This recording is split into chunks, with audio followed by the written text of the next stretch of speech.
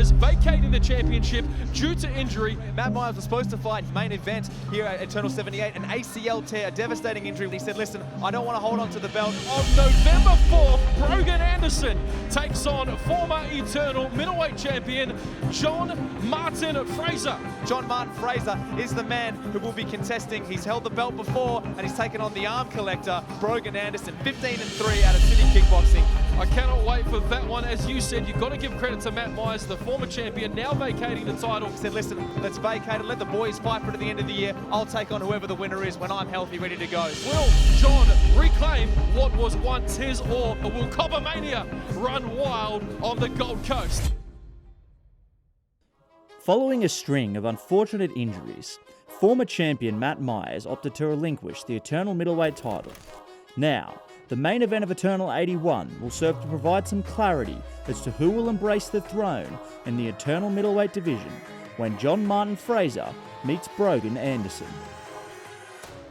John Martin Fraser kicked off his middleweight run with back-to-back devastating knockout victories over Daniel Almeida and Khan Diarra. And that left hook drops Khan Diarra, and this fight's over just like that.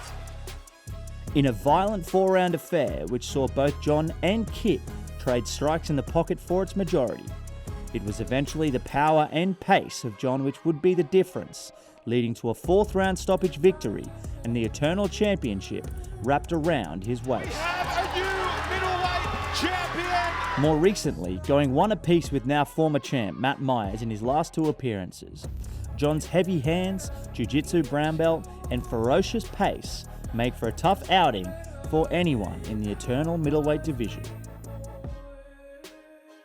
A true veteran of the Australian and New Zealand mixed martial arts scene, Brogan Anderson boasts a professional record of 15 victories for just 3 losses, with 11 of those victories coming by way of finish. With 9 submission wins to his name, Brogan is one of the division's most potent grappling threats. Brogan's top pressure specifically is where he does some of his best work.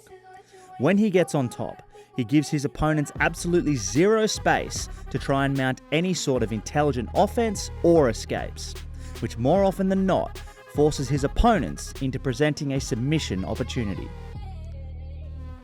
One of John Martin Fraser's biggest advantages in this fight would appear to be his output on the feet. There are very few middleweights that can keep up with the kind of output and pace that John exudes when striking.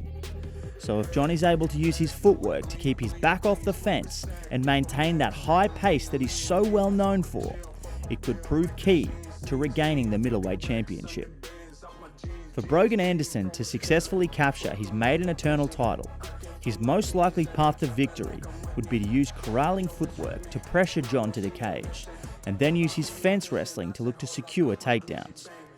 Once Brogan finds himself in top position, his smothering pressure can lead to patient improvement of positions until he can force John into an explosive movement and try and lock up an arm or a neck in the transition.